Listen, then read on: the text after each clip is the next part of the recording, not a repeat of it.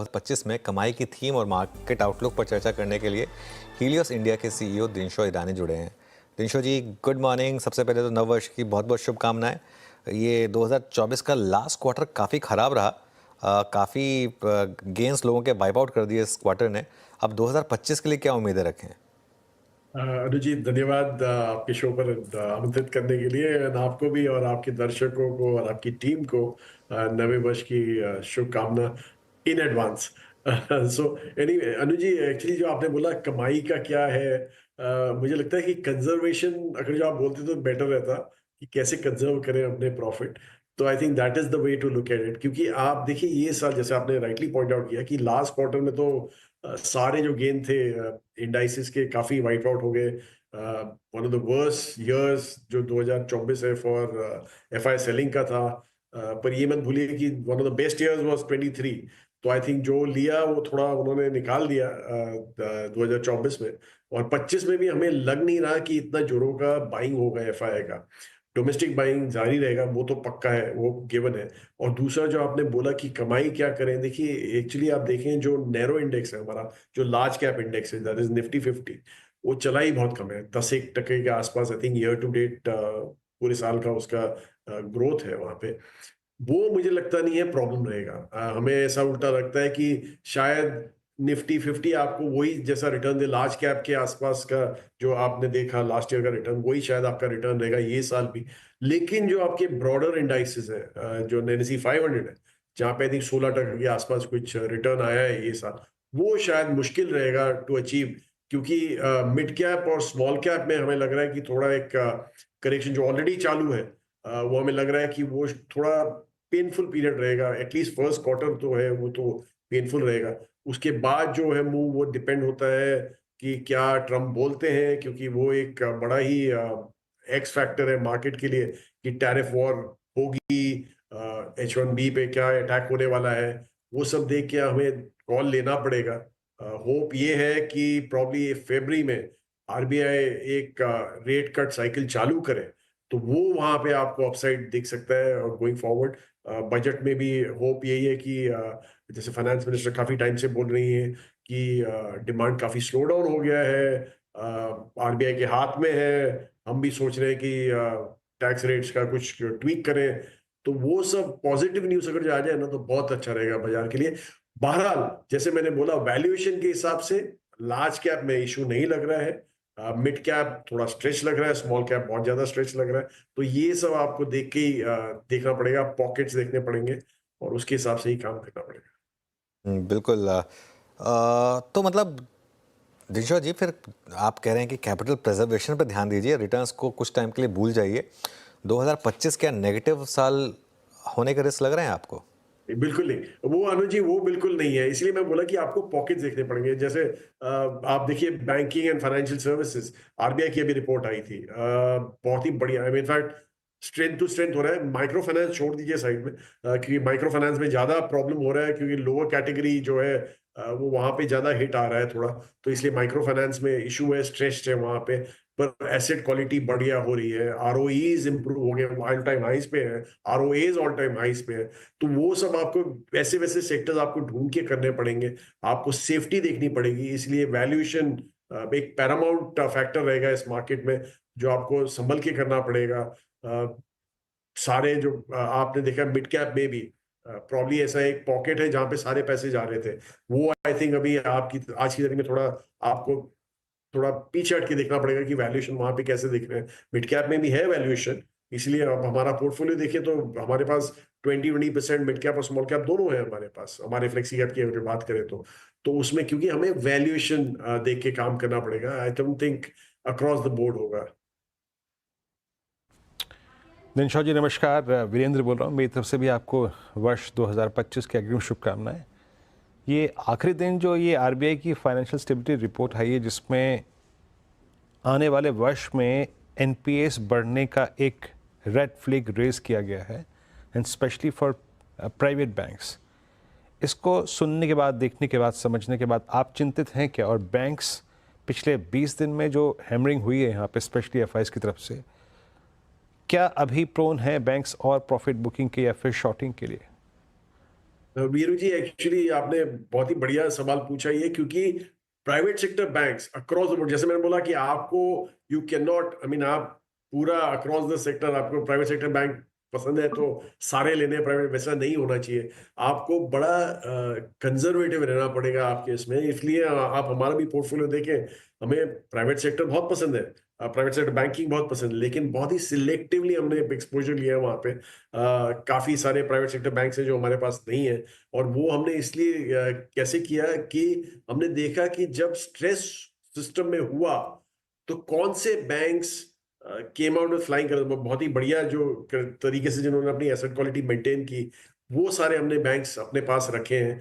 तो इसलिए आप देखिए कि जैसे लास्ट क्वार्टर में, जो सितंबर क्वार्टर में नंबर आए थे, काफी बैंकों ने इतने बेहुदा नंबर प्रेजेंट किए ऑन द एनपीए साइड कि क्या आपको 900 से भी बड़ी क्वांटिटी ट्रेड करनी है, मे बी 3000 या 6000, तो किए ऑन द एनपीए साइड कि काफी हद तक 20-20% करेक्शन देखा है आपने।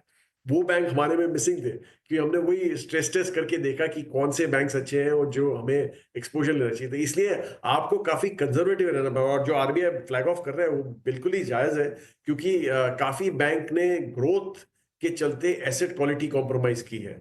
तो उसमें आई थिंक आपको सावधान रहना पड़ेगा, आपको सिलेक्टिव रहना पड़ेगा। I think I stop there. और फाइनेंशियल सर्विसेज जो बात करें, जो नॉन लेंडर्स है, वहां पे तो हमें बहुत ही अच्छा ग्रोथ दिखता है। ऑब्वियसली वैल्यूएशंस काफी स्ट्रेस्ड है वहां पे, आपको भी वहां पे भी थोड़ा हटके करना पड़ेगा, देख के लेना पड़ेगा।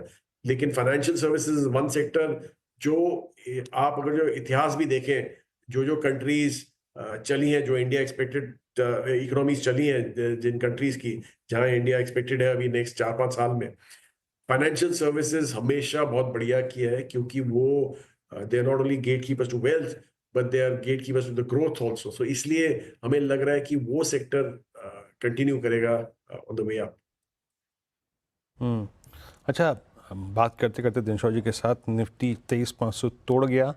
अभी अभी इंट्राडे में जो लो लगा के आया, अभी करीब 23,471 के जोन में आके ट्रेड करता हुआ। डे लो अभी जो क्रिएट किया वो था 23,465, और यकीन मानिए वीकली चार्ट्स पे उसकी सिग्निफिकेंस है। हमारा जो 22 नवंबर का हफ्ता था, वीक था, उसका लो था 50 वीक एक्सपोनेंशियल मूविंग एवरेज, और आज हमने इसी चर्चा के दौरान उस एवरेज को, हालांकि अभी तो हफ्ता पूरा होना, अभी तो सिर्फ शुरुआत है, रिविजिट कर लिया। बट अभी एक शॉर्टिंग का और लॉन्ग अनवाइंडिंग का जोन और एक क्लस्टर और एक स्पेस और बना हुआ है दिनशॉ जी, और वो है capital goods. Cummins Siemens ABB indiscriminate selling, price damage काफ़ी सिवियर हुए हैं, और कैपेक्स जो स्लो हुआ है उसका पूरा का पूरा इम्पैक्ट विजिबल है यहाँ पर। अभी क्या जल्दबाजी करनी चाहिए इन काउंटर्स को कंसिडर करने के लिए, या फिर आपको लगता है कि अभी प्राइस डैमेज काफ़ी कट आए हैं, आई मीन जो सेलिंग आई है एमएनसी केपेक्स वाली कंपनीज में, वहां पे आप देखिए, हमें ऑलवेज हमें क्वेश्चन मार्क रहता था, क्योंकि कॉर्पोरेट गवर्नेंस वगैरह दो एमएनसीज हैं, फिर भी हमें क्वेश्चन मार्क रहता था वहां पे। प्लस केपेक्स स्लो डाउन है, private sector specifically capex slow down है, लेकिन होप यही है कि गवर्नमेंट का capex cycle will kick in, और एक्चुअली वो चालू हो भी गया है। और आई थिंक बजट में जो 1 फरवरी को आएगा उसमें और इम्पीटस मिलेगा उसको, केपेक्स को। तो वो अगर जो आप देखें तो उसके हिसाब से हमें लग रहा है कि कोई एक आध कंपनी होगी जो बहुत ही बढ़िया करेगी, जैसे पावर सेक्टर में तो एक आध कंपनियां हैं जो आप नाम लिए, एक ही कंपनी एक्चुअली वहां पे जो ऑल्टरनेट पावर सप्लाई करती है वगैरह वो सब। तो उसके चलते हमें लग रहा है कि यूटिलिटीज वगैरह के हिसाब से आपको देखना पड़ेगा वो सब कंपनियों को, and ultimately valuation is king. आपको वही देख के काम करना पड़ेगा। केपेक्स साइकिल किक इन होता है तब भी आपको यही सब कंपनियां अच्छा ग्रोथ देती हैं। और दूसरा, जैसे मैं अपने यहाँ इंटरव्यू में आने पहले मैं हमारे सेल्स वालों को बोल रहा था, काल चक्र की तरह है हमारा बाजार भी। करेक्शन आएगा, उसके बाद में आपको वैल्यूएशन दिखेगा, और फिर वापस आपको दिखेगा कि वहां पे ग्रोथ है कि नहीं, और उसके हिसाब से you start taking a call on the stocks. और वही आपको देखना है, सिलेक्टिव रहना है। इसलिए आप हमारा पोर्टफोलियो देखिए, 40% फाइनेंशियल एंड सर्विसेज है हमारा, 20% 25% हमारा कंजम्पशन है, डिस्क्रिशनरी स्पेस रादर, और वहां पे भी बड़ा सिलेक्टिवली है। जैसे टूरिज्म हमें बहुत अच्छा लगता है, होटल इंडस्ट्री हमें बहुत अच्छी लगती है, तो आपको देखिएगा वहाँ पे प्लेटफॉर्म कंपनीज हमें बहुत अच्छी लगती है, तो वहाँ पे भी हमारा काफी एक्सपोजर है। तो ये सब सिलेक्टिव बैटिंग करना पड़ेगा आपको, and you can't be across the board painting the whole market with the same brush, वो नहीं होने वाला है यहाँ। अच्छा दिनशो जी, आपने काफ़ी पैसा बनाया पिछले साल न्यू एज कंपनीज में, चाहे पेटीएम हो, आई थिंक जोमेटो पर भी आपने बेट लिया था। अभी इस साल में वो कंटिन्यू रहेगी बेट? जी बिल्कुल अनुज जी, इनफैक्ट नॉट ओनली जोमेटो, हम तो स्विगी में भी एंकर इन्वेस्टर थे, तो हमें तो वहां पे भी अच्छा दिख रहा है, क्योंकि एक्चुअली देखा जाए तो इंडस्ट्री दो लोगों की होती है हर ग्लोबली, तो इसलिए वो और नॉट ओनली दीज थ्री जो आपने नाम लिया, काफी हमारे पास प्लेटफॉर्म कंपनीज है, फार्मा स्पेस में हमारे पास एक प्लेटफॉर्म कंपनी है, ऑटो इंडस्ट्री में हमारे पास एक प्लेटफॉर्म कंपनी है, इंश्योरेंस की प्लेटफॉर्म कंपनी, तो काफी ये जो न्यू एज कंपनीज है हमें काफी अच्छी पसंद है, और यही फ्यूचर है, क्योंकि आपको एक तो आपको चाहिए कि कोई ऐसी कंपनी हो जो वहां पे आपको एग्रीगेटर जैसा मॉडल मिले, वो यही कंपनी ऑफर कर सकती है, और इसलिए हमें लग रहा है कि आगे चल के एज एंड व्हेन जैसे ही आपका पर कैपिटा बढ़ता है, इवन नहीं बढ़ता है, तो भी these guys benefit because they give you a lot of utility and on the table at a price, तो इसलिए हमें लग रहा है कि ये सब कंटिन्यू रखेंगी, और काफी हद तक हमें पसंद है, और ये जो आप सेलिंग एक्चुअली आप भी देख रहे हैं, वो प्रॉब्ली एक ईयर एंड की सेलिंग है, जहां आपको मौके भी मिल सकते हैं खरीदारी के, इसलिए हमें लग रहा है कि प्रॉब्ली एक ट्रफ सा आपको दिखेगा मार्च क्वार्टर में, और उसके बाद हमें लग रहा है कि if things work out the way we are expecting them to, Bajaj should do continue on this growth phase, but obviously इतना इतना यूफोरिया भी नहीं होगा मार्केट में, क्योंकि एज आई सेड कि ये साल आपका मोर ऑफ कंजर्वेशन का साल रहेगा हमारे हिसाब से। दिनशो जी बहुत बहुत शुक्रिया आज हमारे साथ जुड़ने के लिए और हमसे बात करने के लिए इन सब टॉपिक्स पर। एक बार फिर से आपको 2025 की बहुत बहुत शुभकामनाएं। धन्यवाद।